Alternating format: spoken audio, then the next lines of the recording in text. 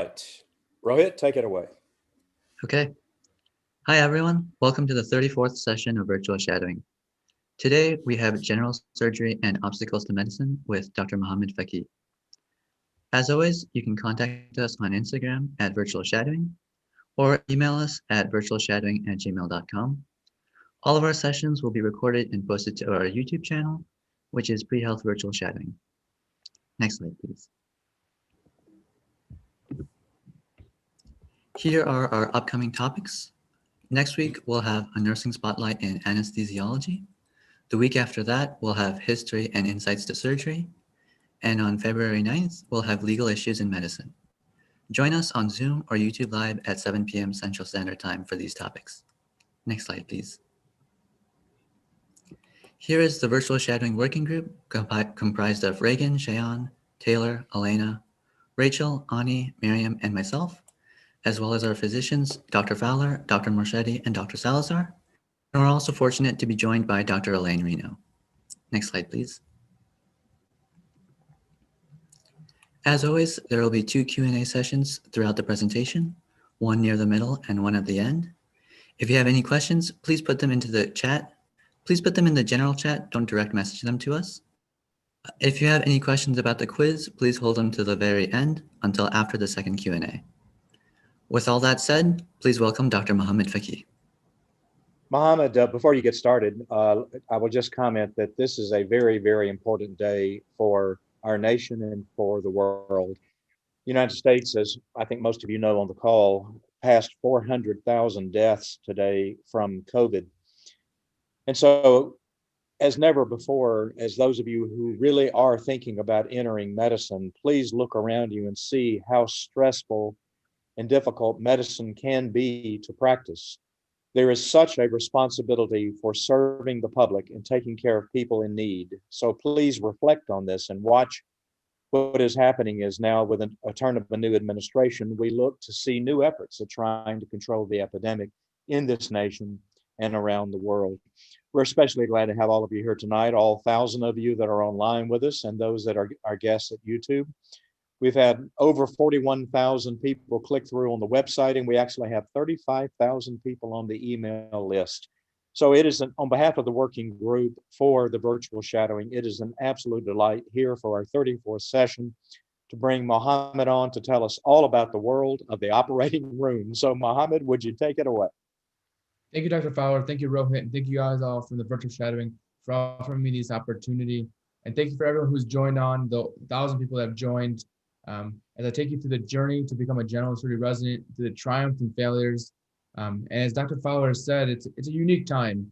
It's a unique privilege to be in the field of medicine just because we've been through a lot, but also it shows that our DNA, our character, is that we are tough-minded people that can get through a tough time. So just a little background, I'm from Detroit, Michigan. So we Michigan, or let's use our hand to know where we're from. So Detroit's right about here. The hospital I serve is the Detroit Medical Center. Our slogan is called "A Community Built on Care." So just a little bit more about myself. I'm a first-year general surgery resident. In residency itself, the first year is called intern year. I'm currently honing my surgical skills in Detroit, Michigan. And just this last July, I was a graduate of the Wayne State School of Medicine, class of 2020. That program is located in Detroit, Michigan. So I stay local. I'm from the area itself, and I hope to serve the community for the next hopefully 20 plus years. During my medical school training, I serve on several boards. For example, I serve as the executive member of the Arab American Medical Association. I have a special dear heart of mine to serving and giving back to those of the Arab American heritage. As an Arab American myself, I do want to see others follow my footsteps that are desiring to pursue the field of medicine. This is one of the reasons why I found this virtual shadowing program very unique, is I have an ability to connect not only to Arab Americans, but others that are pursuing the field of medicine, regardless if you're in the PA track, the NP track, if you're a high school student, if you're a college student, any way I can inspire and give back to the community is something I strive to do day in, day out. In addition, I'm also serve as an admission committee member for the Wayne State School of Medicine. So I was one of the founding members of this aspect where students played a role in the decision making for which applicants become and matriculate into our program. It was a unique opportunity, and it gave me insight into the interview process. Lastly, I was also a founding member of the organization called the Healthy Hearts organization, and our motto was instilling one healthy habit at a time to every individual student that we came across. And we wanted to instill those values not only to them, but it's into the other members of the community, their family members. What can we do to bring that aspect to impact their overall health? Because cardiovascular health is one of the biggest killers in society today. I don't know the number off the top of my head, but it's in the millions. It's one of the biggest killers. And if we can prevent that, that's something that I can do and hope to strive for. I guess in terms of the field of medicine, I do have a few interests. The reason I chose surgery was because I love the higher acuity care, meaning patients that are a little bit more sick, they're more critical, they're potentially in the brink of life or death. So I enjoy trauma care, so trauma surgery. In addition, I also love the urgent care setting where you're able to be able to triage patients that potentially are they individuals that can go home, or are there individuals that potentially can need to go to the emergency department, need to go to the hospital for higher acuity care. And in addition to that, I always talk to any mentees that I come across to kind of hone on different hobbies and interests outside of medicine. And one thing that I'm interested in is the field, the commercial real estate, where I'm able to kind of build my portfolio outside the field of medicine. And as I touched before, hobbies are something that I really, really enjoy. Real estate is one of them.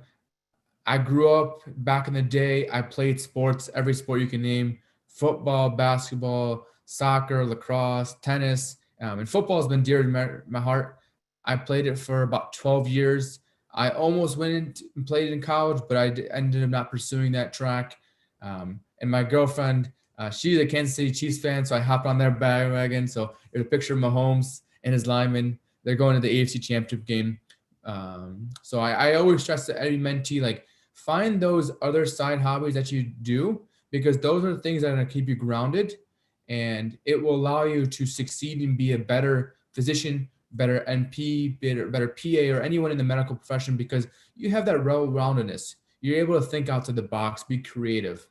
In addition to that, one thing that I really, really enjoyed that I was happy to do in college was an Arab folk dance troupe. So I was a member, initially as a member, and I was kind of pushing that direction. I pushed outside my comfort zone to pursue that track. One reason for that was, like, it's a lot of fun, and I had a lot of friends in that.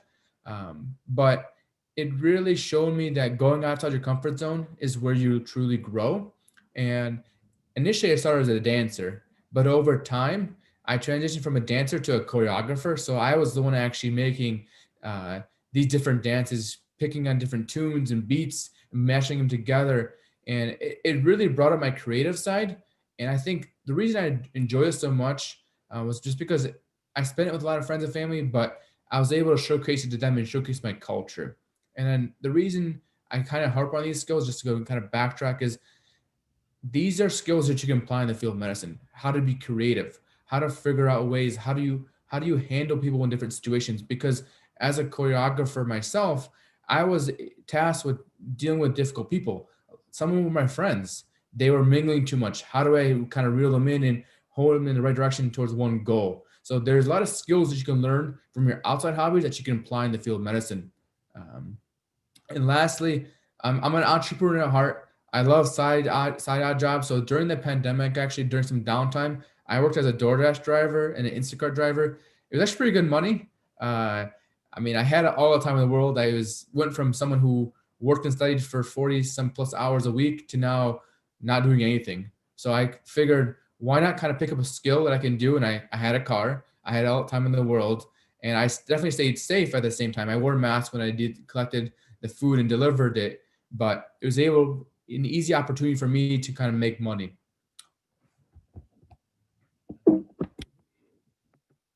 And now tracking towards the field of general surgery. Here's a picture of an operating room on the right-hand side. So you see in the back of the room, you see the kind of the monitors where the anesthesia sit. You see in the middle is the operating table where we put the patient. See above them, you see the operating room lights. They're turned off right now. But in a setting where you're operating, those are on, they're glaring right onto the patient where you're going to be operating. So this is kind of a typical layout of the operating room when it's empty. Now, what is the field of general surgery? There's a lot of misconception, like, are you the one operating on the bones? Are you the one operating on the brain? Because the field general is a field with, it's a very broad scope, but there are a lot of practices we typically serve on. So a lot of the subspecialties we serve include plastic surgery, vascular surgery, where you're dealing with the blood vessels, cardiothoracic, so anything from the chest on up. So any open heart surgeries, any like we call cabbages, coronary artery bypass surgeries, where you have someone with a triple vessel disease, where they have plaque in the coronary arteries. There's like hepatobiliary, so that's involving the liver and the biliary tract, the drainage system of the liver. Transplant surgeries is a subspecialty of general surgery. Colorectal, so anything dealing with the lower bottom of the bowels. There's also critical care medicine, which these are patients that are in the surgical ICU, so in the intensive care unit, very critical ill patients that need more one-on-one care. And there's also trauma surgery. So that's where you will see patients that are coming in the ED. They are having potentially a stab wound, or were in a motor vehicle accident. They were in a altercation and they sustained traumatic wounds. We, as the trauma surgeon, will come evaluate them in the resuscitation bay and assess them if their need for any surgical intervention. But in addition to that, general surgeons typically work on the thoracic and the abdominal cavity. So anything in your chest all the way down to your abdomen. So we serve a wide variety of patients, a wide variety of procedures. Now, the question for you guys, is this for you? Or is it for me? And the reason I chose this field was it's very high paced.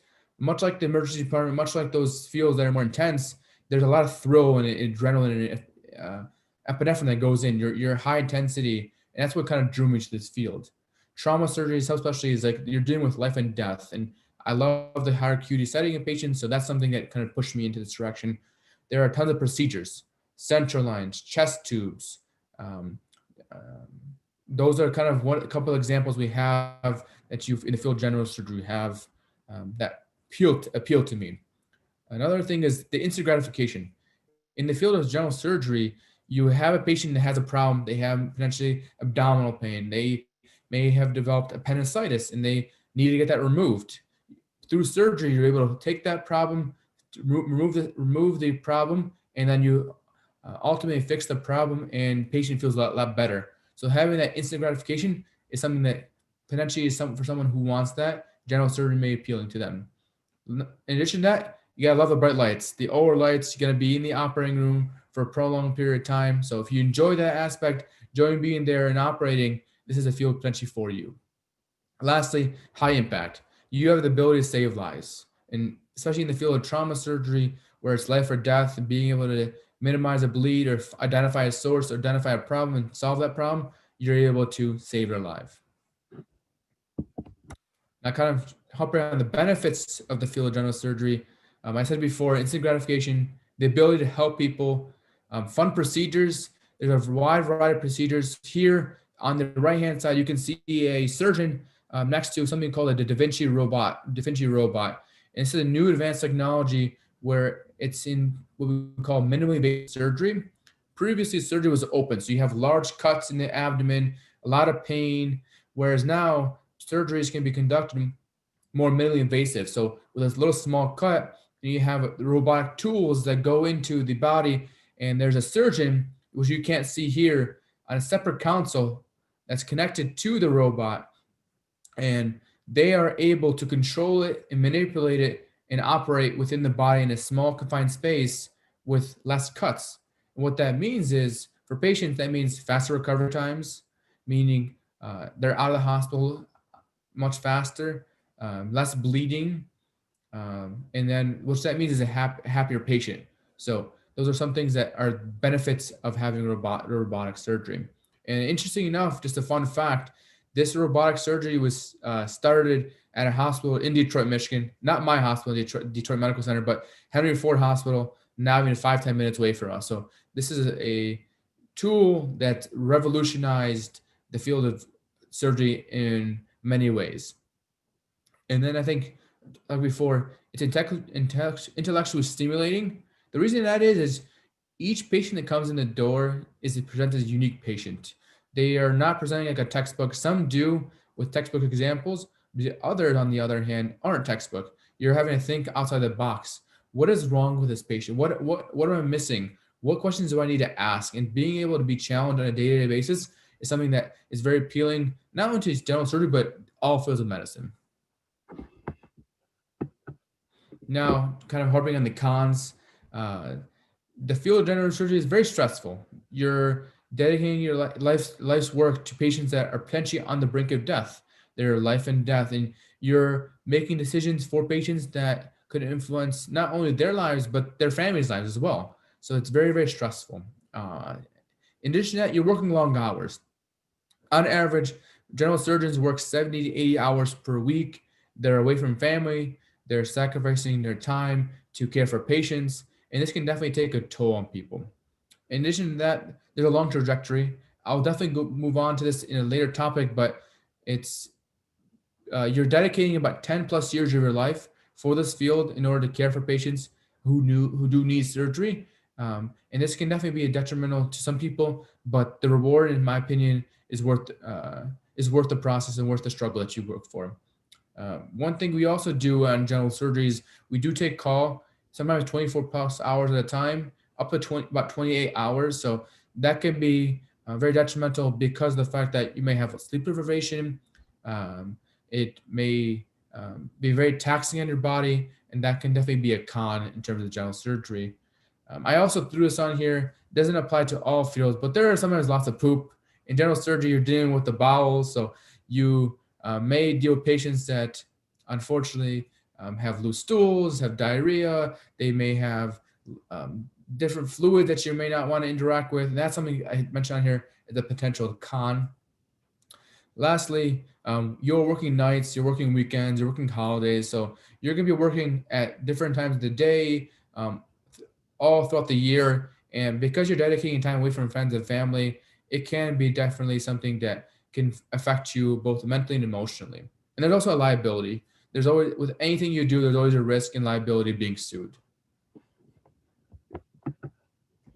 Now, kind of just going over the benefits and cons of it, I wanted to talk more about what is a day in life in a hospital for an on-call or non-call surgeon. So this is typically a non-call day where we may work about 12 hours per day. So to begin, about 5 to 6 in the morning, sometimes it can be a little bit earlier depending on when the first case is or if there are any other obligations that we have as a resident, where you will wake up between 5 and 6 in the morning. And then on top of that, you'll finally arrive at the hospital between 6 and 6:30 in the morning. And at that point, I print out the list. I go over all the numbers, check for any overnight events. Did anything occur to our patients? Talk to the nurses, talk to the patients, gather as much information as I can so that when I go for rounds at 7 in the morning with my attending, I have everything prepared for me and a potential assessment and plan as to what should we do next for this patient. Should they go to the operating room? Should we watch them a little bit longer? Should they be discharged home? Should we adjust their medications? What should we do to kind of best tailor our care for medicine? So that from 7 to 8, sometimes it can be a little bit longer. It could be an hour, hour and a half to 2 hours, depending on how many patients we have. But typically by 7, 8 in the morning, at that time frame, sometimes a little bit earlier, we will be running with our attending. Then from that point on, from 8 to 10, typically we're writing notes, we're putting in orders for our patients, we're answering pages, and at that point, those that are not on the floor, we have cases, the surgeon will go to the operating room, while myself as the intern, typically I run the floor service. What that means is I cover any patients that we have in the hospital. If there are any pages or consults, I may have to reevaluate patients that we need to take a closer look at. So I'll be managing the floor, and if I have the opportunity and there's a case I can go back, I definitely will hop in the operating room. And then about 4 to 5 p.m. typically is when I sign up to the on-call team. And at that point, the team that's going to be overnight, kind of managing all our patients, I give a brief synopsis to the team saying, what should we look out for? What is the next step for the patient? And if there's any labs or pertinent imaging that they need to look out for, I highlight that. And I think what I want to highlight here in terms of daily life in the hospital is communication is very, very, very important in the field of medicine. One of the biggest mistakes we have, or biggest cause of mistakes in the field of medicine, is miscommunication.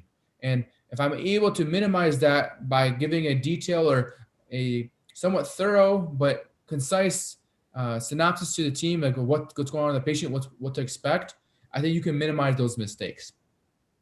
Now, kind of just giving a little example of a on-call shift. Typically, you'll get here between the same time, at 6 in the morning, and you'll finish the next morning 6 a.m. And you have about up to 4 hours afterwards to clean up the list or finish up patient care to leave the hospital. So the ACGME limits residents up to 20 hours in a hospital at a time if you're on call. And typically overnight, just to give you an example, we'll see consults. If there's any trauma patients, we go evaluate them. If patients, we get paid from the nurses about certain issues. If there's any concerns, we go address those concerns, put in orders. If we need to operate, we operate in the middle of the night if it's more emergent. But that's the typical day-to-day for a non-call and an on-call resident. So I guess at this point, sorry. Yeah, so we've reached our first Q&A. So we've got a couple questions so far. One of the questions that students are interested in is, can you tell us about your favorite patient encounter so far? Oh, so it actually was just recently, we had performed a total abdominal colectomy. So basically we removed majority of, actually all of their large bowel, and we had placed an ostomy bag. So now they had their small bowel up to their stomach, and the reason why this patient was very receptive and understanding of what's going on, and he was very appreciative of the fact that we were able to save his life, because he had a polyp, or he had some kind of mass in his colon, and by us taking out the colon, we were able to eliminate that cancer. There was biopsy, and he ended up having colorectal cancer. And a lot of times individuals sometimes complain of having an ostomy bag, but this patient was very appreciative of what we did, and being there and being able to kind of receive that feedback, like all the hard work we did to perform this procedure, the patients truly cared about the end goal and was receptive. I think that heart-opening experience definitely really made this whole journey and all the struggles very worth it at this point. A patient's gratitude can definitely be very valuable sometimes. So you talked about a little bit about why you're interested in general surgery. Can you talk about why you became interested in medicine? Like, were there any specific events that led you towards that path? That's a very good question. So the school that I went to for undergrad, or for medical school, they had a program called the Future Docs program. And what this program was, or it's still currently on today, is a program that exposes children between the ages 6 to 13 to the field of medicine. So I fortunately was given that opportunity as a kid. My mother was a graduate of the school and gave me the opportunity. And what it did was it exposed kids to this field. So for example, they were able to hold a human brain, or we were able as a kid to dissect a cow's eye. Another thing we also did was we actually were able to put a screw in a bone to fix a fake broken femur. And I think this exposure as a kid really was a jumpstart for me into the field of medicine, just because like I saw the ability to heal people, but also it was very enlightening because I really enjoyed the sciences, and this experience was just a kind of the start. I think the next experience that really pushed me to the field of medicine was the fact that in Michigan, there was a kid.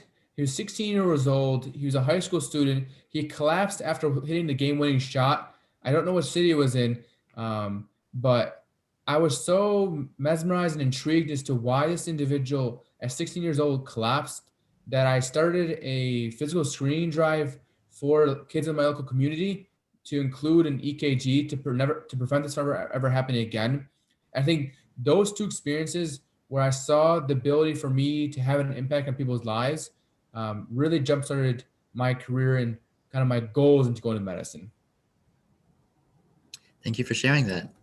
Another question is, have you ever been involved or witnessed a death on the operation table? And if so, how difficult has it adjust to the idea that those events might happen along your career? That is actually a really good question, just because during my third year of medical school, it was actually my first day on call as a medical student, and we had a patient come in who was in a hit and run accident, and he sustained a very large liver laceration, and we initially had identified that stopped the bleeding, but in the operating room, he ended up coding twice, and instantaneously they were like, Mo, you need to get on there and start performing CPR. So like I had thought about performing CPR, like you visualize it as like potentially when you learn it in CPR class, but to perform it on a body, I remember I was just like so astonished. My adrenaline was through the roof. I was sweating through the whole time. I was like, literally, this person's life is in my hands. If I don't perform the compressions correctly, like this individual may collapse. Um, and I think I was doing it to the beat of about 120 beats per minute. And I remember the person's abdomen was open, and I was doing it at a good compression that a portion of the liver actually flung out of the body. And I was like, what is that, when I was doing the compressions? But um, unfortunately, as much as we could do for this patient, he continued to bleed throughout the night. And I found out towards the end of my call shift, he had passed away. Um, and it was difficult because it wasn't difficult when seeing the patient pass away. The most difficult part was telling the family members who didn't know of how severe the situation was for this individual, and see the emotions in their eyes, because that's their loved one. Um, and as much as we can sympathize and empathize with them, there's nothing we can really do but be there and just be a listening ear for those patients and their families, because we can't bring them back to life. And I think being able to understand that and just being there for the individual, I think, is what you can do best as a physician. Mohammed, this is Fowler. We had a nice comment just now from Kennedy, who said, I love this session because when he talks about his experiences, you can tell how passionate he is about his career and about helping others. So this is wonderful, the way you're putting things. Thank you so much. Go ahead, Rohit. Let's, Thank you, Kennedy. I'll just ask one more question for now, and then we can move on. How often do you experience burnout, especially as a general surgeon? It happens more often than not. I know there's days when I come home from work, it's like I work 12 hours a day, and I'm just like, I just can't do this anymore. Like, I don't know how I'm going to do it day in, day out. And I think it's just being able to have a support system and have things outside of medicine to kind of bring you down and kind of be able to keep you grounded. So I definitely talk to my girlfriend or kind of my family and friends. I hang out with them as much as I can. COVID has kind of dulled that aspect of it, but being able to be surrounded by friends and family helps with burnout. But also, I think something that has really helped me is like I mentioned in that story about a patient death, is putting things into perspective and having those elements of gratitude with those patients that really um, give you hope. And when you do something right or you helped out patients and do the best you can, those typically really are the moments that I harp on to help prevent burnout. But I also think finding balance is important. So being able to find things that you enjoy. So for me, it's working out. For me, I love it. I enjoy reading. Reading for me gets me outside my element, in my own comfort zone. Those are two things that I really harp on. So reading and finding your own hobbies, but also having a support system is what really keeps you and helps you with burnout. Mohammed, I've found over the passing years, these 40 plus years, that also getting somewhat close to the patients, learning about them, getting to know them, learning their fear, their concerns, letting them learn about me and find out who I am. I found that from, the burnout part is where you sort of don't want to come back because, there's just something in you that says, I don't have the energy to do this. But I find many patients help us recharge that sense of well-being. You know what I mean? I definitely agree because that one patient I had, there's multiple patients like that that really recharge your batteries for like how you're charging your own phones. Like they're recharging your batteries to give you some life back when you have those tough days or those tough experiences, tough moments. Those good moments tend to really bring you back, and like you said, connecting to the patients helps with the burnout aspect of medicine. One other piece about that, Mohammed, is that so often we treat patients, let me start that sentence over. So often it can be kind of easy because we're so busy, your 80-hour weeks and all that, to not really connect with the patients and to find out, behind the eyes of those patients are a real human being with a real family and a job or whatever their careers are. I saw a patient recently. There was a fellow that came in with COVID, an older guy my age. And as I got to talking about him, turns out he was a lawyer, and turns out that what he does is that he helps finance and build hospitals in underserved areas.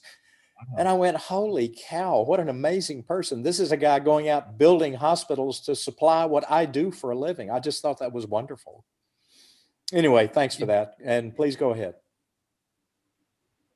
I appreciate your insight, Dr. Fowler. I mean, you don't really know until you ask or get to know patients what lies beyond just them as a patient. What's their symptom or disease. So, kind of moving on to my journey. Like I said before, I was going to harp on how long it takes, but my journey began at the University of Michigan in Ann Arbor. I studied there 4 years. I studied what we call biopsychology, cognition, and neuroscience. I know it's big, it's long, but essentially it's a psychology degree with small emphasis on biology. And one thing I want to harp on, I think a lot of individuals stress on the folks, I want to do biology, I want to do chemistry, I want to do biochemistry, for example, as a major. You can major in whatever you like. And for me, I knew I'd come again. I had a little interest in science, or sorry, psychology. So I took an intro to psych class. I loved it. I loved how our mind thinks, how we operate, how certain concepts really apply to day-to-day life.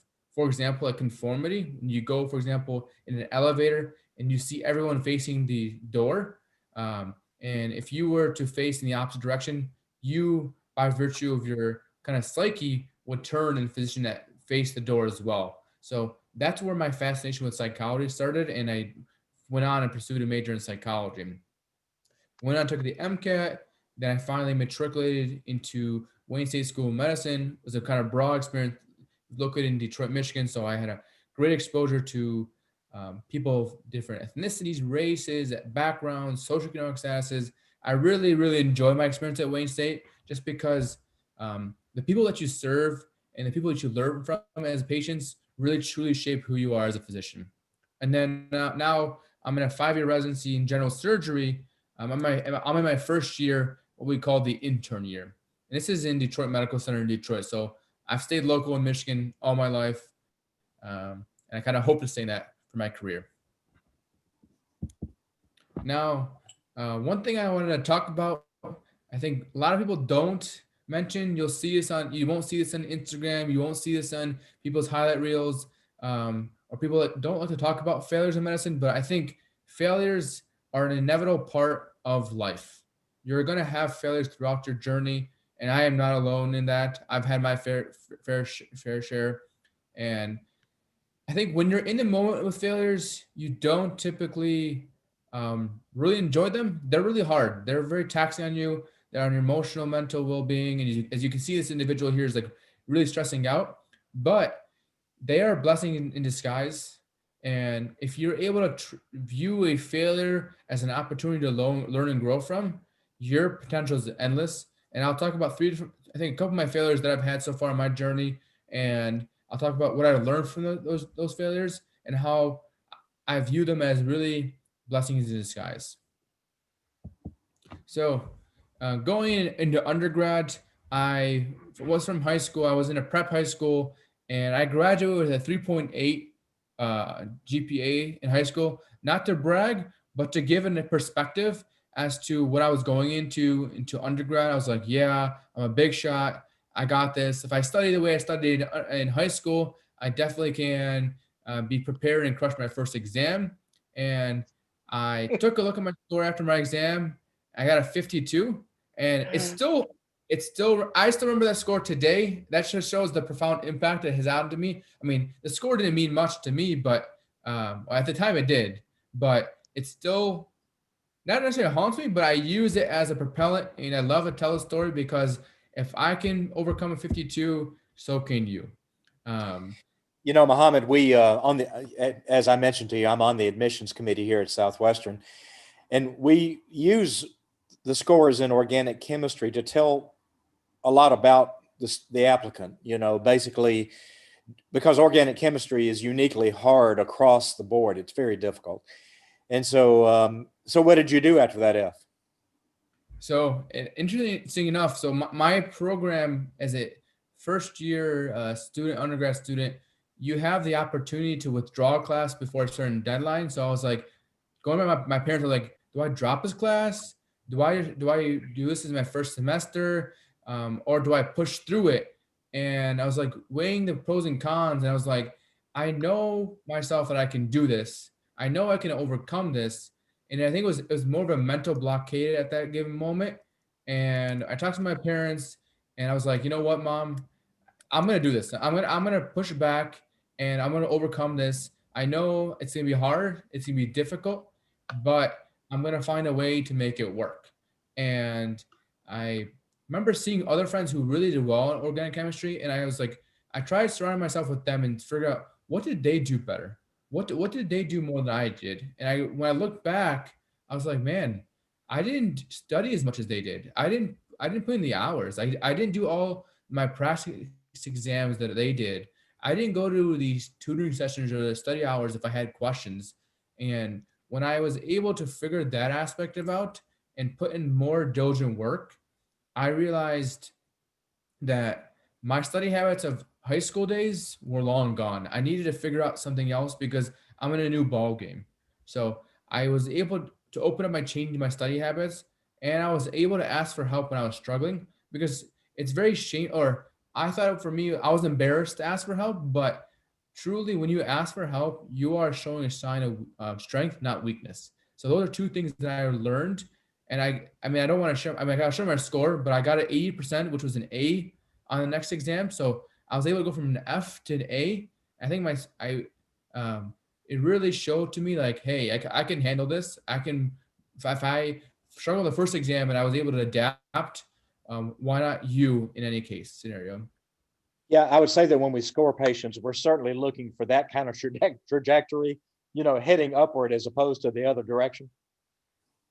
Yeah, and I think just to kind of touch on it in terms of just like my medical school interview, when they were looking at my when I was interviewing at the school that I interviewed at, they all mentioned to me the upper trajectory in my GPA because I did struggle in my first semester of undergrad, but my trajectory went upwards every single year, and they do look at that. So Dr. Fowler has mentioned that. I know I got mentioned in my application, in my interview. So if you do have one mishap one semester, it's not the end all be all. Take that as an opportunity and find a way to make small improvements. And med schools do look at that, or nursing schools or PA schools do look at that trajectory. Next, I know this is a big one. The MCAT is a big obstacle for individuals. I did also put my scores on here. I think now that I'm down the line in my pathway, I don't think my scores matter too much now, but I think it puts into perspective for individuals who are taking the MCAT that if you don't take it once, or if you take it multiple times, it doesn't look like a failure to you. But I learned from that. My first time I took it, I got a 24. I think it was a 500, about 50th percentile, and I was very disappointed in myself. And this was before the switch to the old MCAT, so that's why you see a 24. The new one MCAT's between like 470s to 528. The second time around, I think I was rushing it through. It was the January before the switch. I didn't think I prepared as well as I should have, and ultimately I got the second same score, about similar score, the second time around. And then the third time around, I was like, you know what? This is my final straw. And this is when I consulted a family friend of mine. He did really well. I think he scored the 90th percentile on the MCAT. And one subject that I always struggled in was the field of verbal reasoning. So the critical reading section. Um, no matter what I did, no matter what I studied, I always struggled in that aspect. So I consulted his help, and like I asked him, like, what did you do? What were you doing that made you successful, scoring the 90th percentile? And one thing that he referred me to was, uh, I think it was the 1001 passages for verbal reasoning. He goes, the best thing you can do is practice, and practice study questions. That's the best thing you can do. And when I did that more, I also applied practice questions to the verbal reasoning, but I also applied it to every other subject. And as a result of that, I saw my score jump up significantly. I think about 6 to 7 points across the board. And I think I tell every individual, like, find those who are successful and copy their system. You don't necessarily have to copy word for word what they do, but pick up on things that they do, different study habits, different textbooks they read, different how they study. Kind of take tidbits of each of their strategies and find what works for you. And that's what I did for here in the MCAT, and it really paid dividends for me. Hey, Mohammed, one thing I think I've been working with admissions about 14 years, been on the committee now for 9. And there's sort of two general types of ability to think. There is the GPA, taking courses, ability to grind it away and make grades. And then there is the taking of these standardized exams. Mhm. And it's really two different kinds of intelligence in a way, and they're both important. For example, I find generally, and by the way, I'm sorry to interrupt, but I'm just really enjoying your talk, and you're bringing up a lot of important things. You should see the questions pouring into the chat right now about what you're talking about, questions about organic and so forth. Um, for example, people tend to do the same or kind of the same on the standardized tests like the SAT or ACT, and then the MCAT, and then the STEP exams later, Yeah. as opposed to how they do in their coursework. And it's really two different kinds of reasoning. The coursework is the ability to grind it out and do the work and listen in class, take your notes, and be able to do the exams. Whereas the steps are the ability to be able to think rationally during a lot of pressure. So it's two different kinds of intelligence in a way. And I'll shut up with this. We're looking for predictors as to how people are going to do on their STEP exams later, because if you don't do well on your steps, you won't get into a residency program later. Anyway, those are just some thoughts. Yeah, correct. I believe that it's a lot of critical thinking and be able to apply what from the passages in MCAT.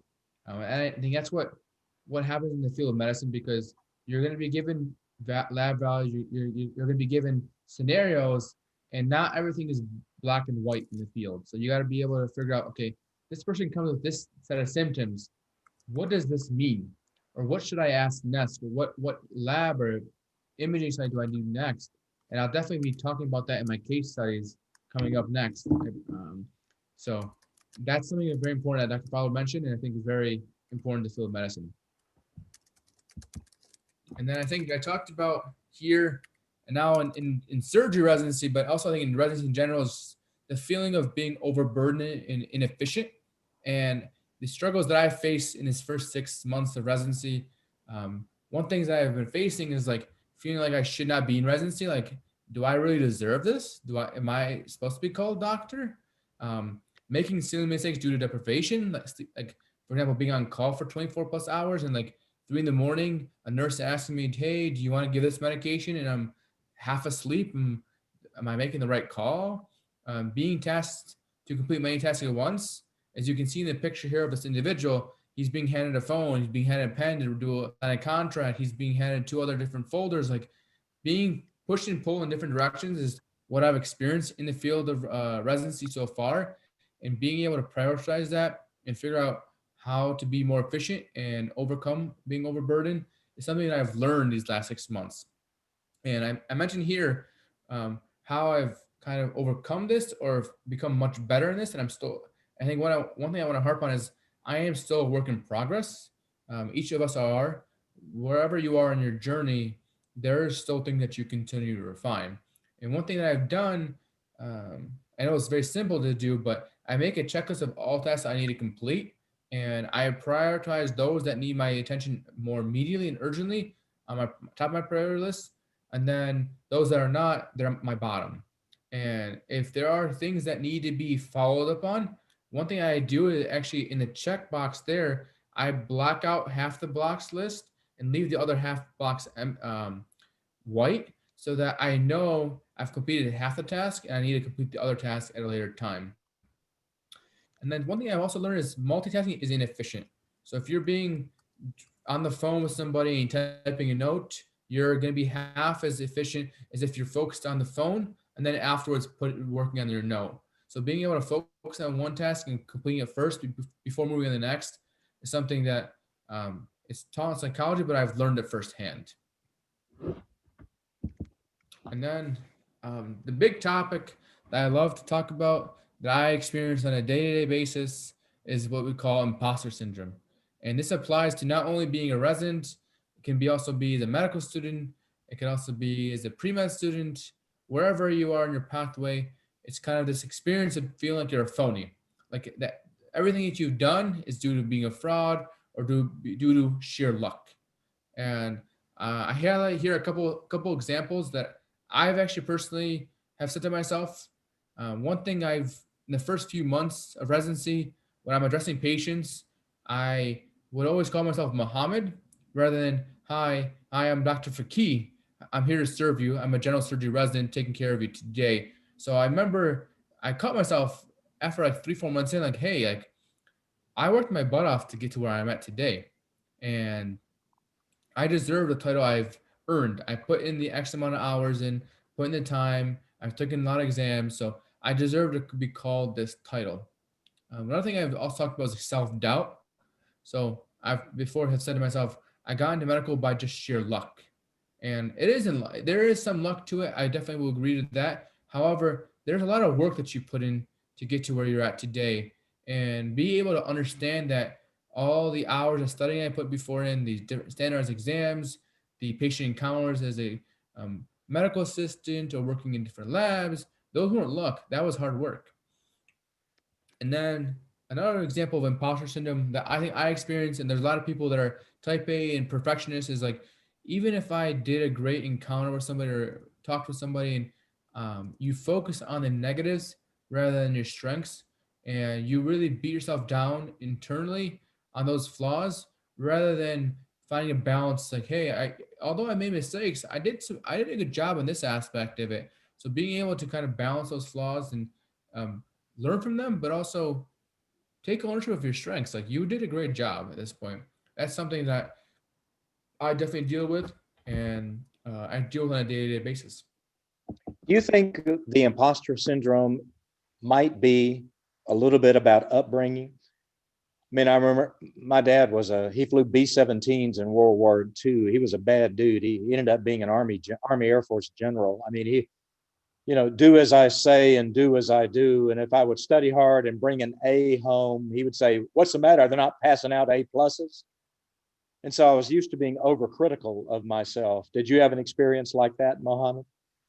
I think I grew up in a household where my dad was like, I did this. I just while studying 2 jobs. So if I did it like this in my upbringing, why can't you? You were given a silver spoon in your mouth. You were given this. So I can definitely see some of those aspects in that imposter syndrome because my parents came from nothing, from Lebanon, and they were able to pass that on to get from nothing to something.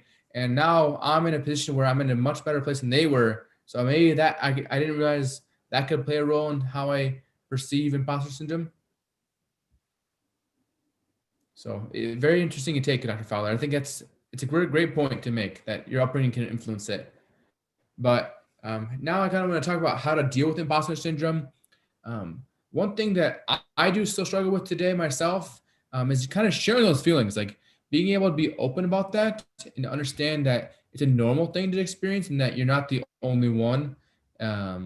That's very important, and it's one way you can deal with imposter syndrome. Social media nowadays is a big highlight reel. I'm on social media. I'm a medical blogger myself, um, and I catch myself sometimes too, like, hey, like these people have such great, perfect lives, but in the back of my head, I know there's a lot of things that people go through and deal with that isn't so perfect, and they don't share every single feeling on their page. So for me, kind of taking a step back from social media really helps me to stop comparing myself, which is my next point. Stop comparing and seeing that they are picture perfect lives, but in reality, most people are dealing with some imposter syndrome. And then last thing is just kind of refuse to let it hold you back. Meaning the fact that if you still have a goal in mind, you know, like, I want to become a physician at all, and you feel like, oh, I don't deserve it, like have that mental fortitude to overcome that and push through those boundaries, and you'll be successful. Okay, now, as I mentioned before, I'm gonna talk about a couple case studies that I've experienced as a general surgery resident, and I'll kind of make it a little more interactive so that individuals can give their input. And I guess Rohit, someone else from the team, can shout out before I continue the next slide and see if you're right. So in my first case, we had a 30-year-old male. He presented with a 2-week history of intermittent history of chills and subjective fevers. He had a little cough going on. He had some increased shortness of breath. As a result of that, ED physicians put him on a 2-liter nasal cannula to help him breathe. He did respond. He felt a little less shortness of breath. Over the next hour or so, he continued to be have increased difficulty breathing. They had to put him on now a high flow nasal cannula. He continued to progress, and we got a chest X-ray showing this.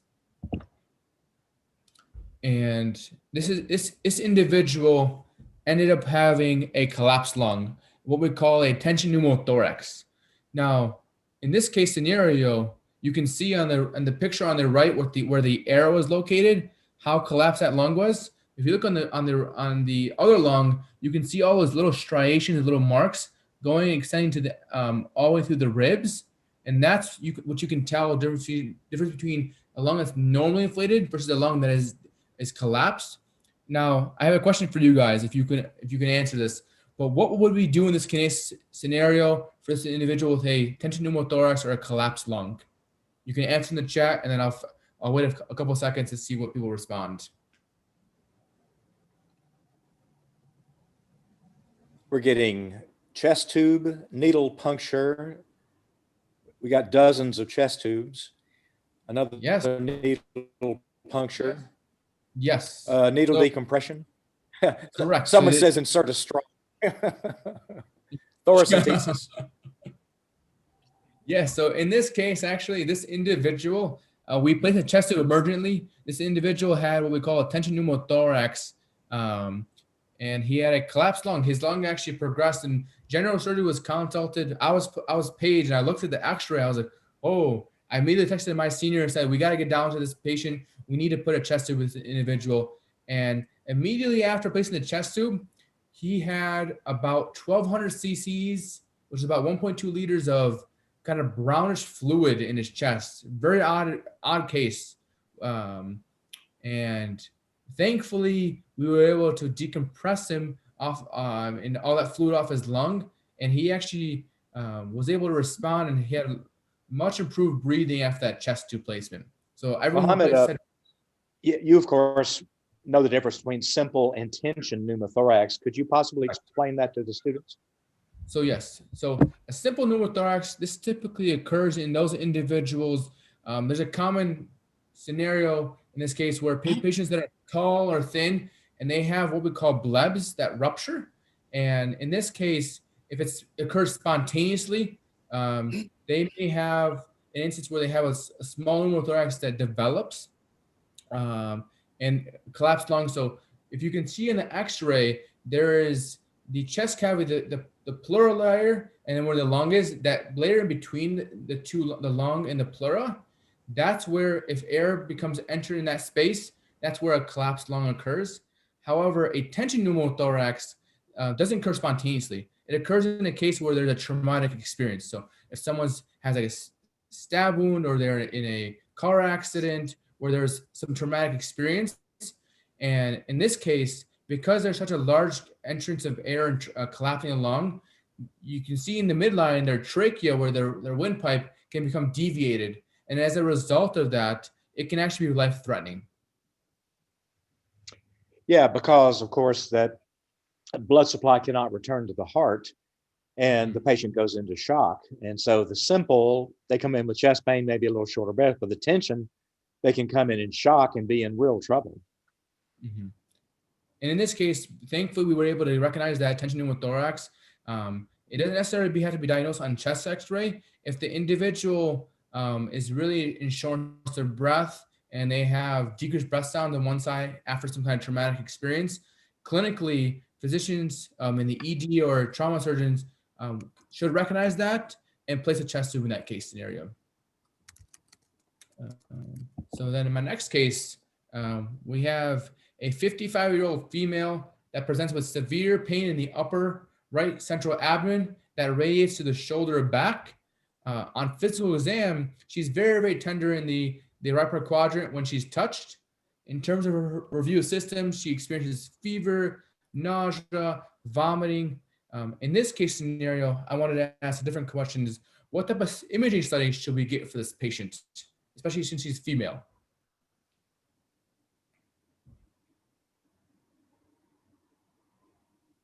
A lot of people are saying CT scan. A lot are saying ultrasound. Yes, so I think both are correct. Typically, though, we prefer an ultrasound. There's a higher sensitivity and specificity for an ultrasound in an individual that has right upper quadrant pain. Typically, what we're looking for is, in this picture, we're suspecting cholecystitis. So in this individual case, this individual on the right-hand side, you can see the classic signs of a right upper quadrant ultrasound. And you can see in here, there's a thickened wall. So when there's inflammation of the gallbladder in there, a lot of times the gallbladder will be thickened, and you can see that on ultrasound. And there's something called free fluid, what we call pericholecystic fluid, which means there's kind of accumulation of fluid surrounding the gallbladder. And you can see this kind of absence of a echoic structure posterior to the gallbladder. These are signs that are indicating that there's gallstones forming in the gallbladder, and then you can see in the ultrasound stones forming. And in this case, this patient that we took to the operating room more emergently, because when there's inflammation of the gallbladder, you're concerned for potential rupture or spread of the infection into the peritoneal cavity. And on the left-hand side, you can see what we call a gangrenous gallbladder. So you can see how very green and angry looking it is. And on the right-hand side to it, what's adhered to it is the liver. So this is a picture of a patient that had a gangrenous gallbladder found on ultrasound, and we took him to the operating room, removed that gallbladder. So this is a very interesting case. I'd never seen gangrenous gallbladder before. I've seen acute cholecystitis, but this was an angry-looking gallbladder. So everyone was actually, technically everyone was correct. CT is another option that you can do, but we tend to prefer ultrasound just because there's less radiation and there's a higher sensitivity and specificity for ultrasounds. We got a question that just came up, Sure. Mohammed, about how did you know it was not an abdominal aortic aneurysm? Can you go through the concept of differential diagnosis? Of course, yeah. So typically for the abdominal aortic aneurysm, classically they're going to be picture patients. They're found in patients that typically will have potentially a pulsating mass in their abdomen. They're individuals that are typically older, 67 years old. They're individuals that are often smokers. In this case, I didn't mention before, she wasn't a smoker. But that's something you should consider. If they have any epigastric pain, things that you want to look into consider in that case, if there's epigastric region pain, is like pancreatitis. So there's a pancreas that lies beyond in that region there. Things you also want to look for is potentially is, do they have reflux? It's more on, or lower in differential, but something you want to consider. You also want to consider aortic structures, like you said, AAAs. And these individuals may potentially have a pulsating mass. They may have pain that radiates to the back, more shearing pain. If you have something more shearing pain to the back, you're thinking more of like an aortic dissection, something that you can potentially think of. Um, in this case, because it's more located in the right upper quadrant, more actually right upper quadrant raised to the shoulder, it's a very in this case, in this scenario, there is a nerve distribution that like a dermatome we call referred pain. If there's any irritation of the gallbladder, oftentimes it refers to the ipsilateral shoulder. So that right shoulder. And then in terms of other differentials, yeah, so you want to think of like any cardiac issues. You also want to think of reflux, esophageal injuries at all, if they have any epigastric pain. There's also a kind of classic saying that we'll look at, or not, it's like the generalization, but you find also is there's we call the 4 F's of cholecystitis. So female fat 40 and 4 kids. 4 kids, correct. Yes. So cholecystitis typically occurs in people that there's a higher rate in females. There's a higher incidence associated with patients that are more obese, people that have had pregnancy. Those all predispose them to developing cholecystitis. And it's not always correct, but it can be something on your differential that you can think of. In our neck of the woods down here in Texas, there is an enormous genetic predisposition to gallstones in our Hispanic population, said to be because of genetic linking to Native American population or indigenous population, if you will. So we see a vast amount of gallstones down here. I was actually asking about the differential diagnosis. I was thinking of Zachary Cope's Early Diagnosis of the Acute Abdomen from 1921, that wonderful book. What y'all are hearing out there is this issue with the fact that as a physician, especially for such things as abdominal pains, and especially in females who have more plumbing inside them, ovaries, tubes, uteri, and so forth, that it is so often the case that the diagnosis is not obvious from one thing. You have to work through many signs and symptoms, your exam at the bedside, the history of what they tell you, their past medical history, have they had surgeries before? Is there a genetic predisposition? And then, of course, for such things as aneurysms, do they smoke? Do they have a history of heart disease and so forth?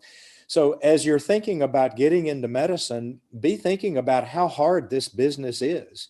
It is a very complex business to take a history and physical and do lab work and x-rays and other tests on someone with abdominal pain and be able to make the right diagnosis.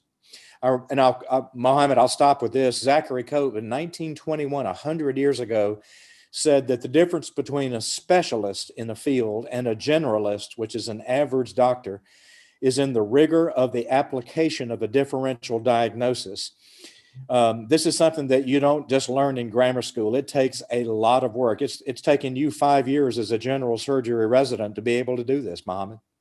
Correct. Indeed. It's a lot of work.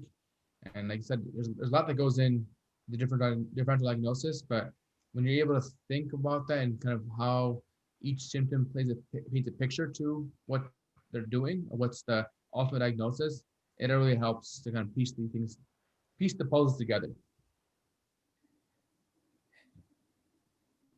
And then I guess my take-home point from my overall lecture today I want to talk about is like medicine is a long journey, but so far I've really enjoyed it. There's a lot of ups and downs, but it's been so far worth it, and I would do it again if I were in the same scenario. And I also want to talk about that everyone experiences failures along the way. You're not alone. I've experienced them. Dr. Fowler probably experienced them. Dr. Salazar has experienced them. Everyone has.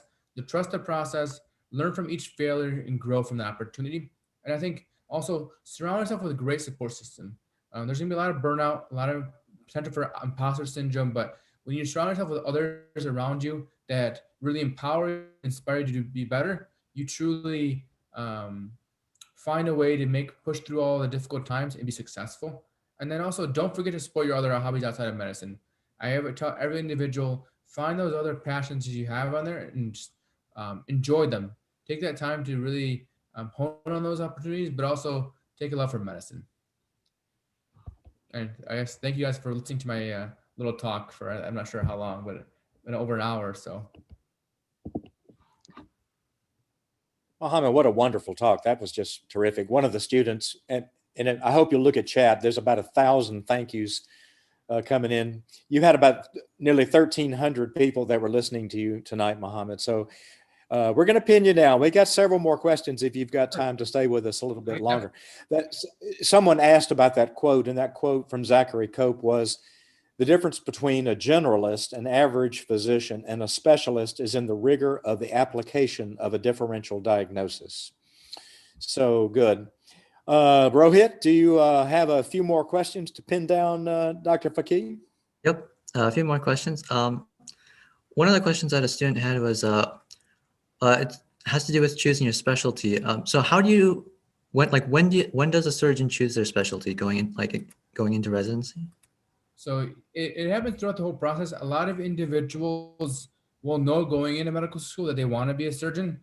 I know for me, when I came to my path to the field of surgery, it started early on. I knew I wanted to be something more hands-on and something where I was able to kind of find a problem and fix it in a more immediate fashion. So I knew something of that nature, like surgical, was in my field. But I also liked higher acuity, so I dabbled with emergency medicine, OBGYN, the other surgical specialties, and those were kind of what fields that kind of I focused on more, I really enjoyed.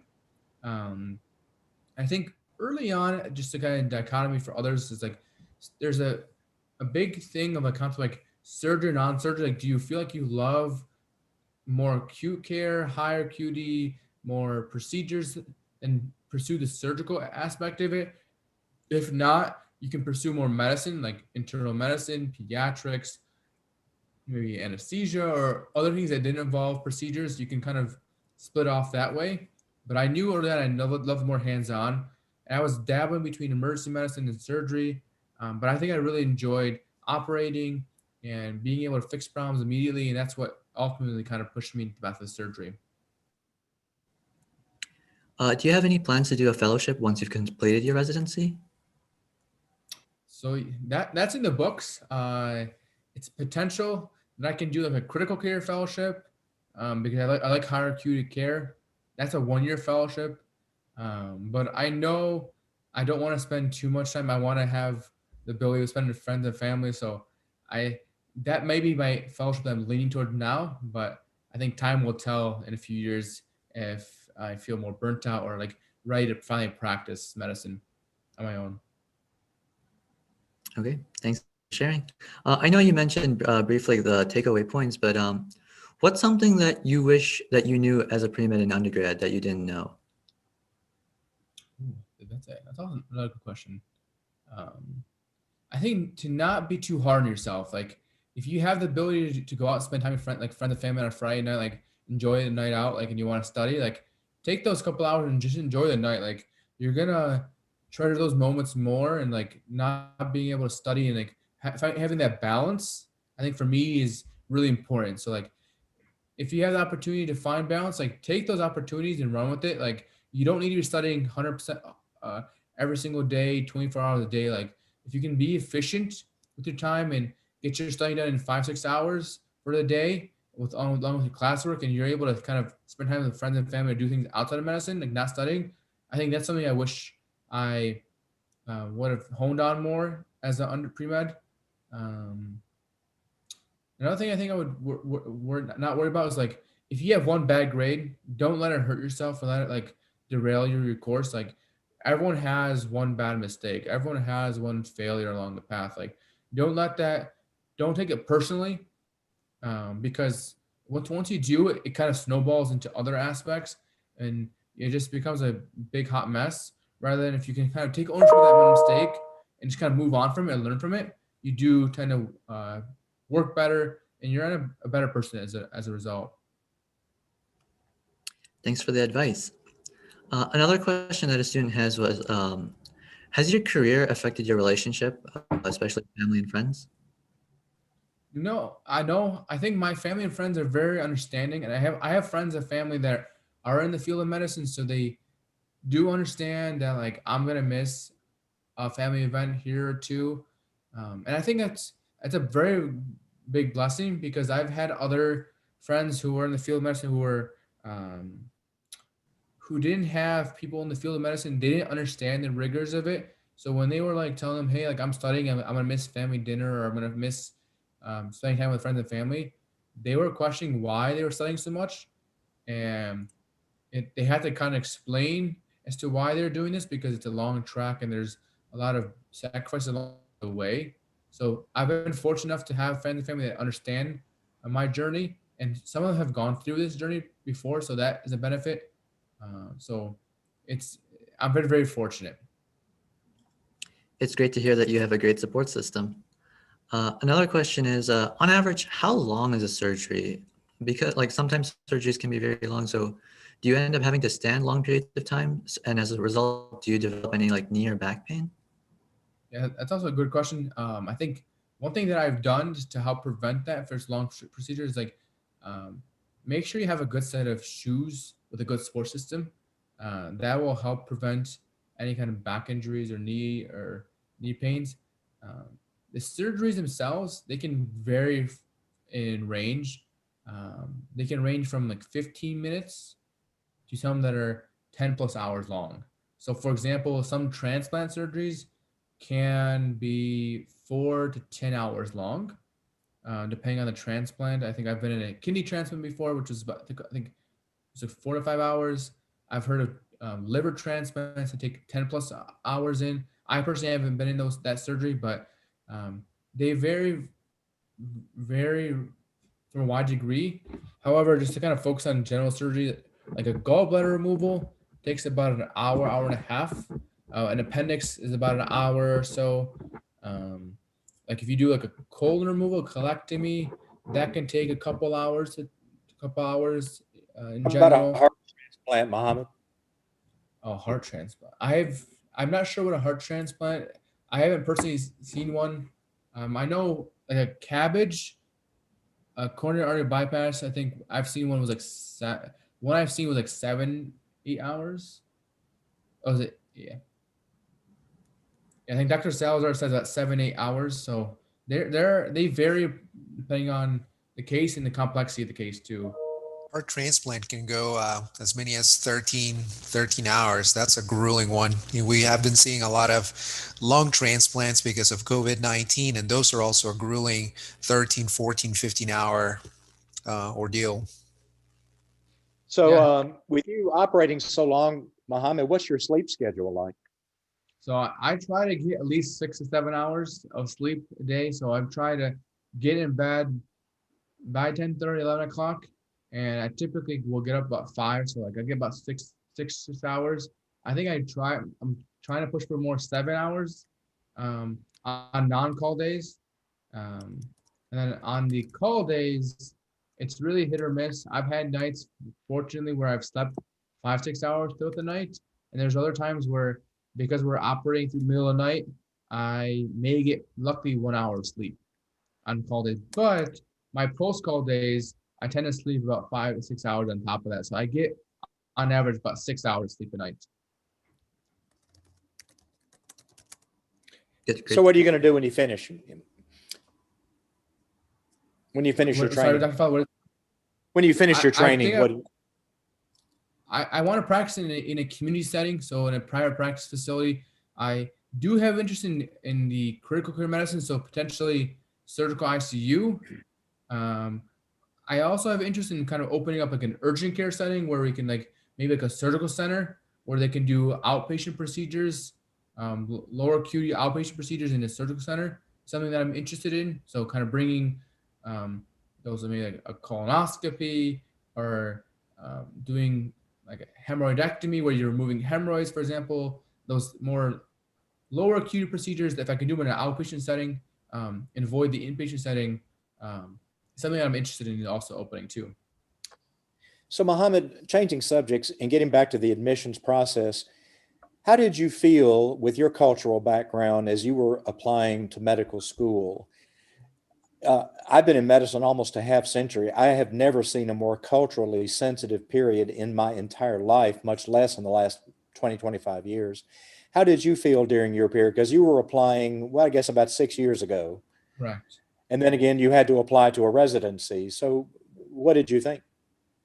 So I think you mentioned before, we are very hyper aware of all the cultural barriers. And I think growing up, my parents exposed me. So I went to a preparatory school during high school. So I was exposed to individuals of all backgrounds. So we had people that were African American, Indian American, Hispanic, whites, Arab Americans. So I grew up culturally diverse and I was exposed to individuals of all races.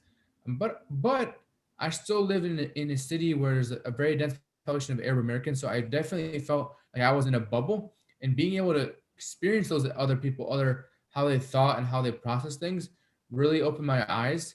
And I think I brought those experiences, and that's why I ultimately chose Wayne State School of Medicine, just because the city of Detroit is a unique melting pot of people of a lot of different races. There's all the suburbs surrounding Detroit that we feel in Detroit, um, are a lot of different unique people. There are people that are African American, there's Hispanics, there's um, Yemen Americans, there's a big refugee population that we serve in Dearborn and Dearborn Heights in the Detroit area. So me being able to take my experience from when I was younger in high school and apply that really helped me and shaped me to who I am. And I think that's what drew me to my one program that I ultimately matriculated to. That's such a sensitive point now. And we had a talk. One of the deans of admissions from one of the schools up north came down to Southwestern and spoke to our admissions committee about a couple of years ago and mentioned about what they were doing there. For the reviewers for the applications, they took the person's picture off, they took their grades off, and what they wanted to do was, they don't care what you look like, male or female. What they want to know is who you are as a person, as a humanitarian, and as an intellectual. Can you do the work, but do you really honestly care about other people? And if you do, be able to state how it is you care about other people. I think that this is a wonderful time in the history of medicine for that. What do you think? I think it's a beautiful time. So I think you mentioned a good point about how admissions have adjusted. So, for example, in our committee, when I was there, we started a program for the interviewers where we address what we call subconscious bias.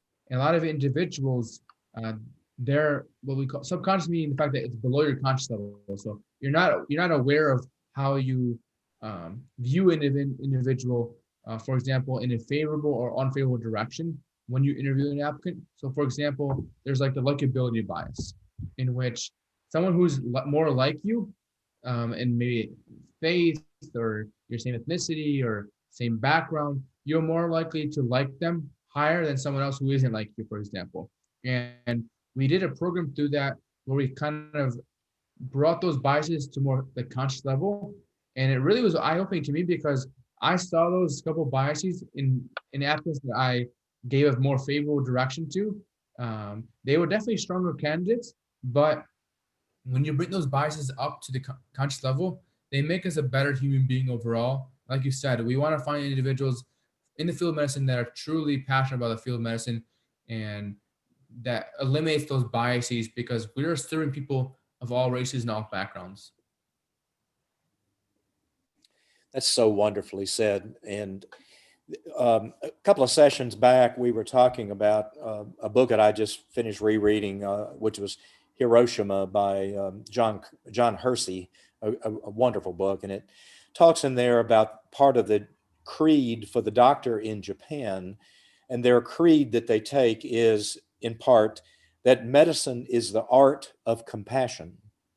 And I think that says so much. And it was the third time I'd read the book, and I realized I didn't really appreciate that the first two times I read it. and now after many years in medicine and helping pick kids to come to medical school, that how can we look into these candidates to find out if they have real compassion for other people? And so I think that that's a terrific measure. Rohit, do you have another question or two for our guest? We're keeping him a long time. Yeah, one question that just came into chat, talking about racism in the field. Have you ever been discriminated by a patient or by others in your field due to your ethnicity? Fortunately enough, as a male white, I look more white than I do more of an Arab American.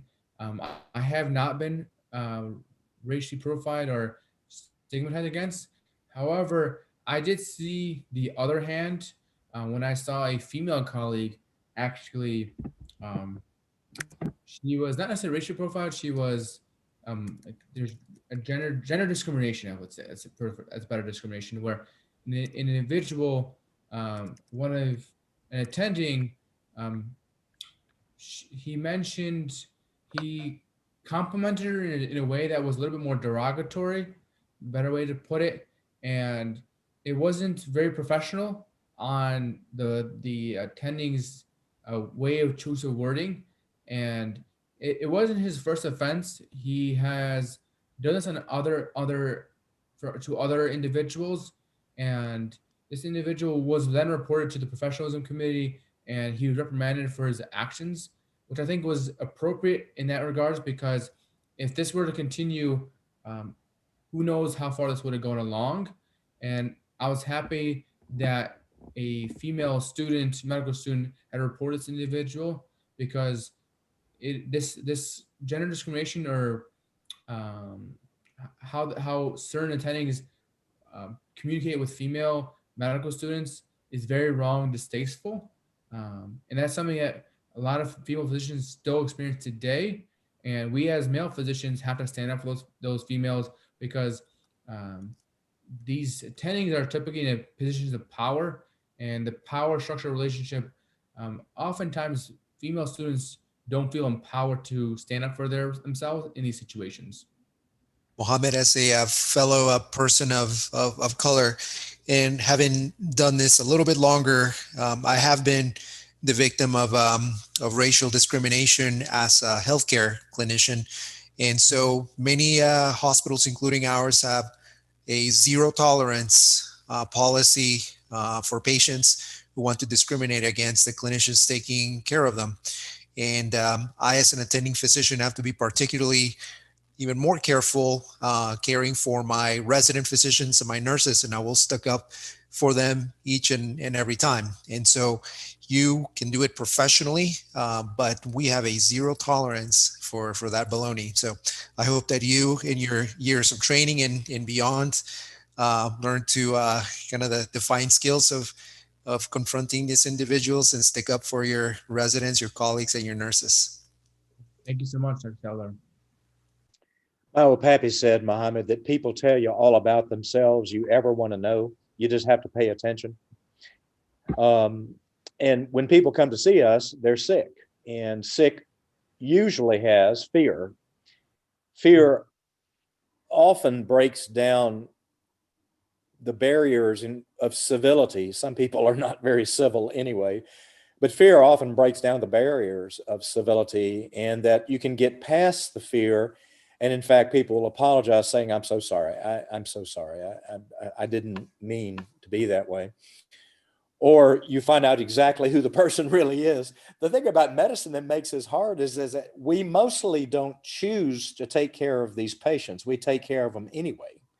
You can occasionally bow out of a patient. In mine and Gil's and Elaine's and Brandon's world in the emergency department, because of the Emergency Medical Treatment and Active Labor Act, EMTALA, we are required to see people. We have to see them. And not uncommonly, whether it's me being an old white-haired guy, and I'm too old to diagnose, or Gil and his comments, or Brandon with no hair, just kidding, Brandon, or whatever, that people can just act oddly. And the thing is that we have to work through that. And that's part of the skill set that we have to develop over time. Yeah, and I definitely do that because we always I was talking to a student beforehand about medical school interviews and stuff. I was like, there's qualities that you need as a physician. It's one is being resilient and adaptable at the times, being able to adapt to the ever-changing scenarios and ever-changing climate we're in, and being able to conform, but also um, move on and move forward and push the envelope forward. Like you said before, we need to do that, and I think it only will make us better clinicians, but also better people as well. Mohammed, what a wonderful discussion this was this evening. I want you to know you had 1,300 people listening to your just heartwarming humanitarian talk, and it was just terrific. Are you sure you're a surgeon? Aren't you a psychiatrist? Sorry. Not if you do when I You interact seem with like a consults, nice guy. Are you going to be a surgeon? everyone That was keeps actually saying, one of the questions that we were asked. I thought surgeons had to be jerks, and you're I'm hardly the that. I'm the person that's not a jerk. And there's actually one of my attendings, one of the nicest people on the earth. He's such a great guy, but also just a great surgeon. So I always get confused, like, are you really a surgeon? Like, you're the nicest person I ever talked to. I'm like, yeah, I know. I'm an intern. Give me a couple of years, maybe I'll be roughened up a little bit, but I'm gonna try to be as heartwarming and down to earth as I can, because patients really need to see that. Mohammed, we just had another thing in chat pop over, and Ashley says, "This was my favorite talk of all. I'd love to hear more from you. Do you have your own YouTube channel?" I don't have a YouTube channel, but I do have an Instagram. It's at meddocmo. So I can type it in here. I don't know if it's too big. Stick it in chat. Can you stick it in chat real quick? I put it in there. So at meddocmo. I think a lot of people want me to start a YouTube channel. Maybe I should start one myself. I should just start talking on here, because I feel like I do have a lot to offer. There's lots to delve into, because there's so much to talk about. There's still 1,000 people watching this. Would all of you please say thank you into chat for Dr. Faki? What a wonderful talk, and keep your eye on chat to watch the 1,000 people come in there just to say thank you so much. What a great session. Rohit, you want to take us through the exam for this evening? Sure. Can you go to the last slide? Yes. There it is. So here's the quiz information. You do not need a Questbase account. Just go to questbase.com, and where it says find assessment, that's what you'll type in here. And when it asks for the password, it'll be Mohammed, all lowercase. Just to remind you, you'll have until the beginning of next session to finish the quiz. So on behalf of the whole virtual shadowing team and this 34th lecture, and Mohammed, that wonderful talk that you gave, everyone use this opportunity now as to be able to take a long, deep breath. We had a milestone in medicine in this nation, matching the milestone that's occurring in medicine around the world. This is a very important time for all of us to visit why it is that we do what we do during these very difficult times, so that we can move on and continue to examine and dedicate ourselves to the commitment of other people. We're so glad you could join us. Thank you for being here on Virtual Shadowing. And on behalf of the whole Virtual Shadowing team and Dr. Mohammed, we want to say thank you so much for coming, and we wish you a good evening. Good night. Thank you guys for having me. Appreciate it.